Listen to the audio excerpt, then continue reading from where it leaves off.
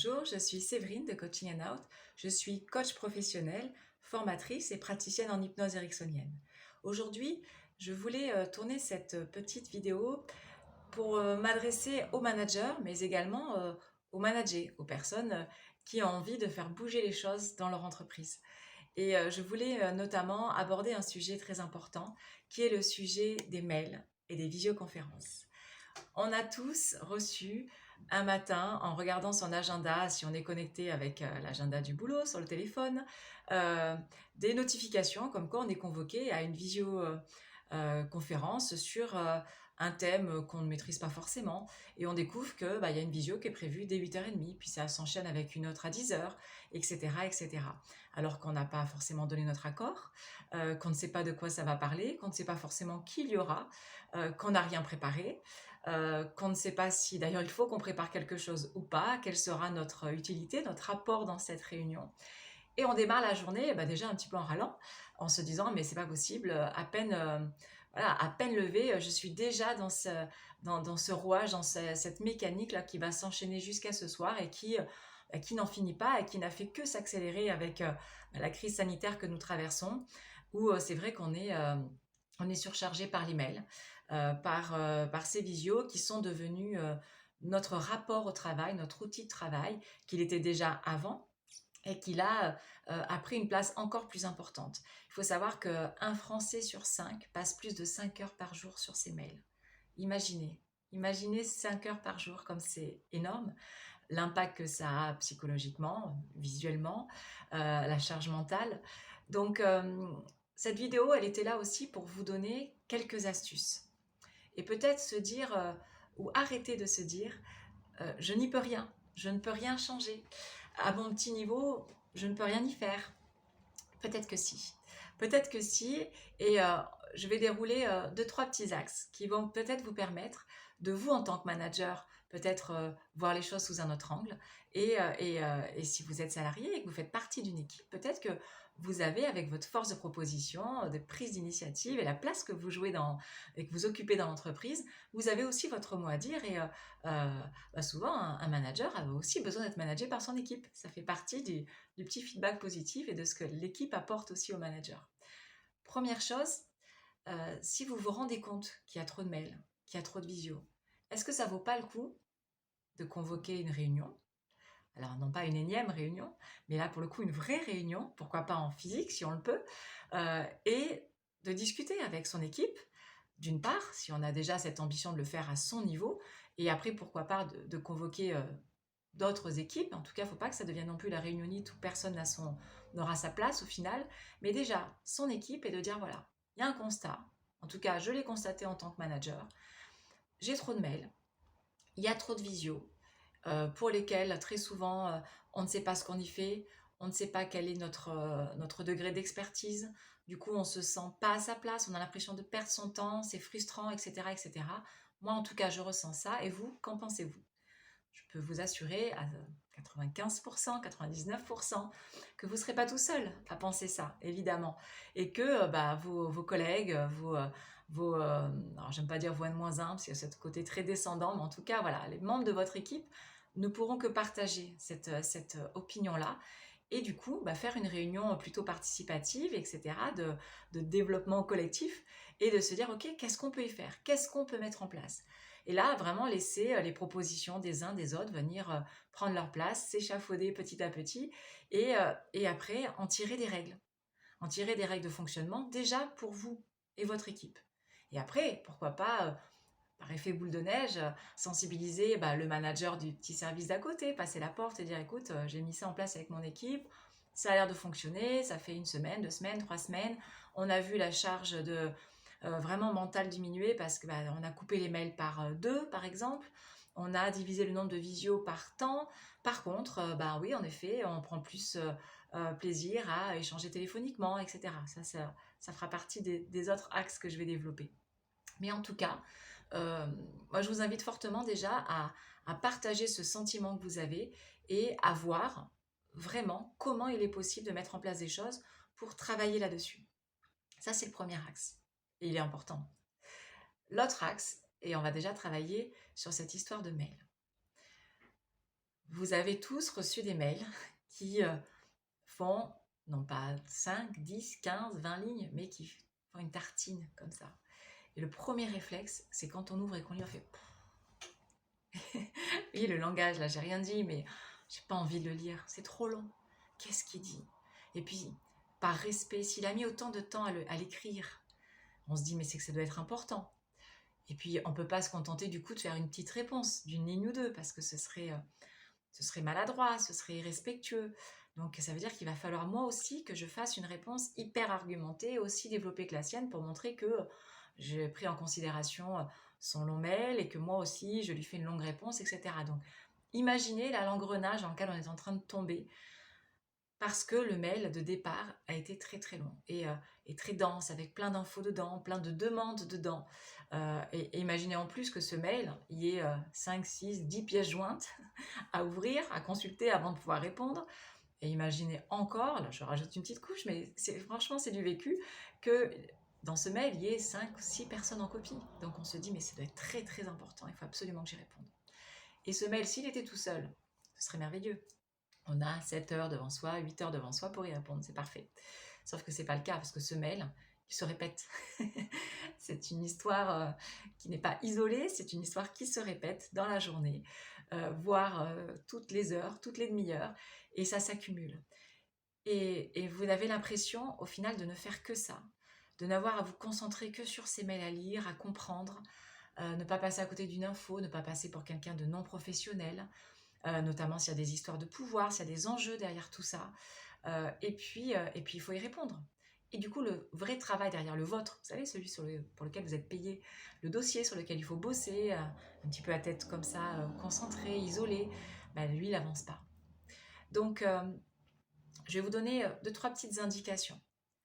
En tant que manager, pour pouvoir déjà, si vous le pratiquez, vous, et que vos équipes voient que vous le pratiquez, c'est déjà un bon signe que vous envoyez. Et après, j'ai envie de dire, commençons déjà par son périmètre, hein, ce qu'on peut gérer, parce que souvent les gens disent, mais non, mais ça je peux pas, je peux rien y faire, c'est comme ça. Mais non, c'est pas comme ça. Si on commence déjà par montrer l'exemple, on pourra par effet miroir montrer aux autres que bah, ça fonctionne, qu'il y a des résultats, etc. Et devenir inspirant pour les autres. Donc, ce que je vous conseille de faire, c'est de ne jamais écrire de mails qui font plus d'une certaine taille. Et à vous de définir la taille qui vous paraît juste, celle au-delà de laquelle vous faites...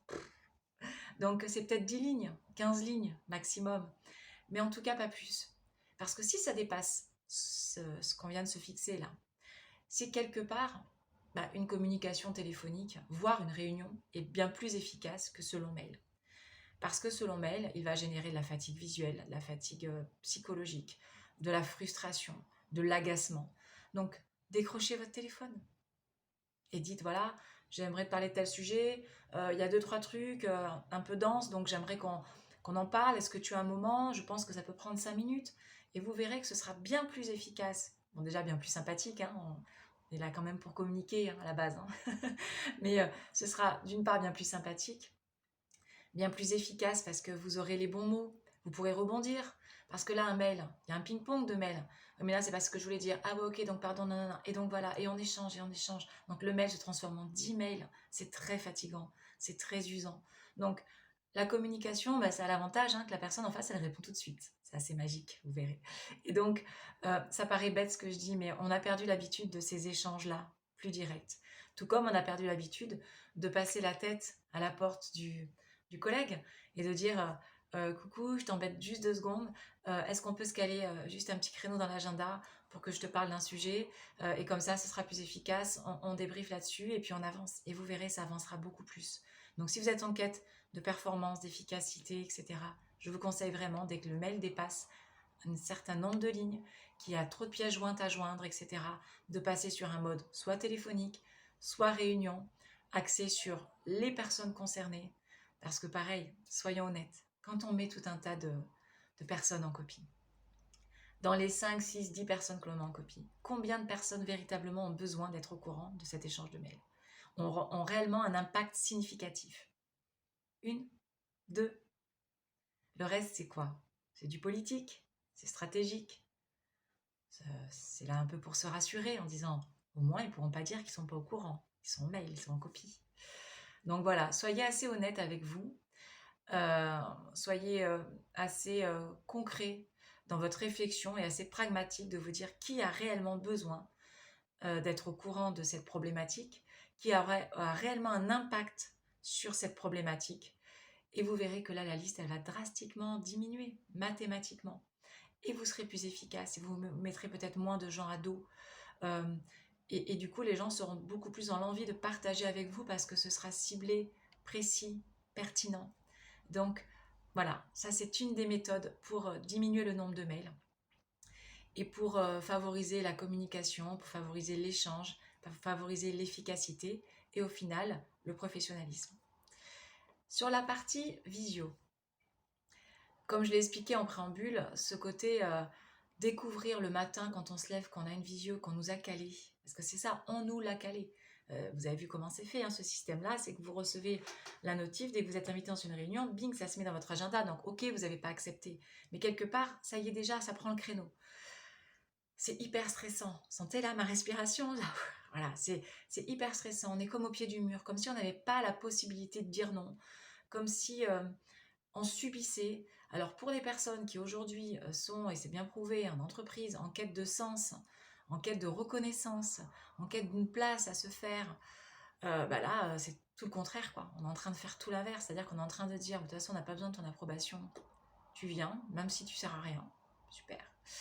Et donc, voilà, quelle utilité j'ai, quel sens ça a pour moi d'être là, comment je peux me défendre, comment je peux être professionnelle si je débarque dans une réunion, je ne sais pas si j'ai quelque chose à préparer, je ne sais pas ce qui va être dit, je ne sais pas qui est là, je ne sais pas la teneur de cette réunion, est-ce que c'est quelque chose qui va être un peu houleux, parce que, et c'est l'objet du coup de mon point, c'est que une réunion, bah, on doit avoir un agenda, on doit avoir un ordre du jour.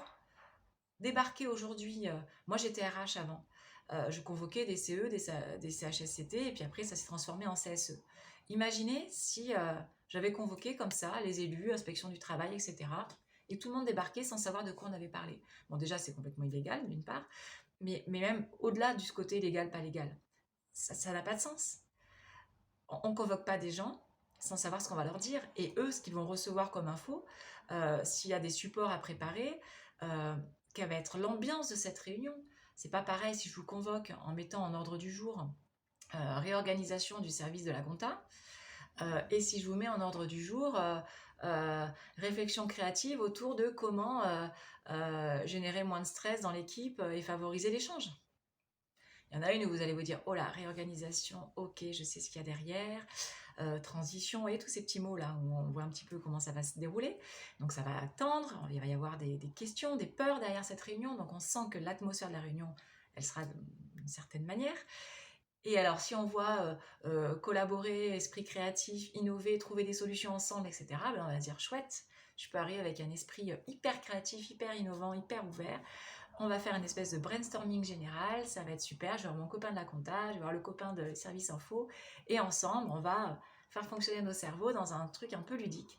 Et donc là, j'arrive un peu plus léger, et du coup, avec une forte envie de partager. Vous avez vu que partager un ordre du jour, ça permet d'une part de rendre les gens responsables. Qu'est-ce que j'ai à préparer? Quelle est mon utilité dans cette réunion? euh, Est-ce que j'ai besoin d'y être au final aussi? Voilà. Et du coup, faire jouer sa capacité à dire non et de dire bah non, là en fait je suis convoquée mais je vois pas bien ce que je peux apporter, ou en tout cas interroger la personne qui convoque. Euh, et puis ça va permettre aussi de se mettre dans le bon état d'esprit, de se préparer. Et ça c'est très important. C'est de la prise en compte hein, de l'humain aussi, de l'humain, du professionnel que l'on est. Donc, ordre du jour, très important, reçu minimum 24 heures avant pour que les gens aient le temps de se préparer. S'il y a des documents importants à transmettre, etc., pareil, les joindre, c'est important. Savoir qui, pareil, participera à cette réunion.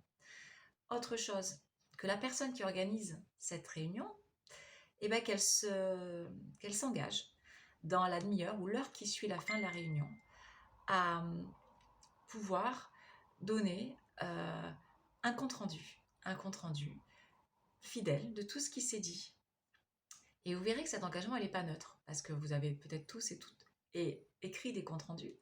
Et écrire un compte rendu, c'est long, c'est fastidieux, on essaie de rien oublier, c'est très engageant.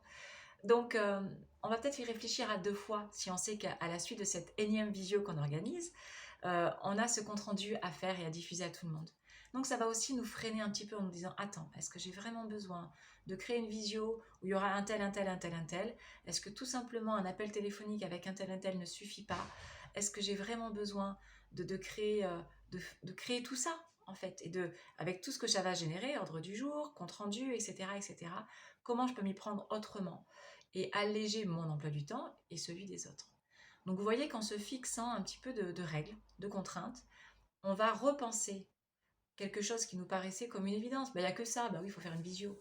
Et est-ce qu'il faut vraiment faire une visio? Est-ce qu'on a vraiment besoin de ça? Est-ce qu'il faut vraiment faire un mail? Est-ce que j'ai vraiment besoin de ça? Comment je peux faire autrement? Avec qui? Par quels moyens? Voilà, donc moi je vous invite à tous et toutes, que vous soyez manager ou manager, à vous interroger ou à interroger votre manager sur comment je peux faire autrement, comment je peux être plus efficace, comment je peux, moi, à mon petit niveau, alléger ma charge et alléger collectivement celle des autres. Et, euh, et se dire que mon acte, il n'est pas isolé et il sera déjà bon pour moi et pour mon entourage, mais que par effet de rebond, miroir, il va faire des petits et qu'il va inspirer aussi d'autres personnes parce qu'il y aura forcément des bénéfices qui vont être tout de suite visibles. En plus, c'est ça, c'est efficace immédiatement. Donc, moi, en tant que coach qui suis hyper favorable à la mise en action et, euh, et, euh, et à ce côté se prendre en main de manière autonome et aller atteindre ses objectifs, là, je peux vous assurer que si vous fixez ça comme objectif, vous serez rapidement content de vous. Donc, voilà, c'était quelques petits tips que je voulais partager avec vous. Euh, Parce que notamment quand on est dans une période comme ça où on est en suradaptation permanente par rapport à un rythme qui malgré tout s'est pas relâché parce que c'est pas parce qu'on est en télétravail par exemple que c'est plus calme. Au contraire, vous l'avez vu, la charge de travail elle a augmenté parce qu'on a du mal à cloisonner. On travaille depuis la maison qui est un lieu habituellement de repos, de loisirs, de partage avec sa famille et là on y fait tout dans cette maison. On a du coup du mal à compartimenter, on a du mal à dire non. Et si en plus on ne se fixe pas quelques règles comme ça, c'est la porte ouverte à une charge mentale qui va ne faire qu'augmenter et à des états d'épuisement, de découragement, de désengagement. Et c'est tellement dommage parce qu'avant d'en arriver à ça, il y a des pare-feux à mettre, il y a des signaux qu'il faut écouter, il y a de la communication à avoir avec son équipe, avec les gens autour de soi pour être vigilant à tout ça et faire que malgré le contexte, malgré la suradaptation, etc., etc., on arrive quand même à trouver chacun et chacune des astuces pour, euh, pour être bien au travail, que ce soit un travail à la maison, en visio, etc., à distance, peu importe. Mais en tout cas, être bien et arriver à trouver quand même du relationnel, de l'échange, et que tout ne soit pas à distance, digitalisé, et du coup assez froid, et qu'on puisse continuer voilà, à partager, à échanger, tout en, à chaque fois, chaque jour, en remettant en question nos méthodes. Et c'est ce qui nous permet d'avancer, d'être innovants et de nous adapter, mais là pour le coup, vers du bien-être. Je vous remercie pour votre écoute. Si vous souhaitez être voilà, coaché, accompagné dans des méthodes de travail plus efficientes, qui sont meilleures pour vous, aussi bien pour l'atteinte de vos objectifs, mais aussi pour vous, vous en tant que manager, en tant que salarié. Je suis coach et je vous accueille, que ce soit donc en séance individuelle, en séance de groupe, pour vous accompagner et trouver ensemble comment co-construire des solutions pour les objectifs ou les problématiques que vous rencontrez. Je vous dis à très très bientôt. Je suis disponible sur mon site internet, sur Facebook, YouTube, Instagram et maintenant sur Doctolib. À très vite. Au revoir.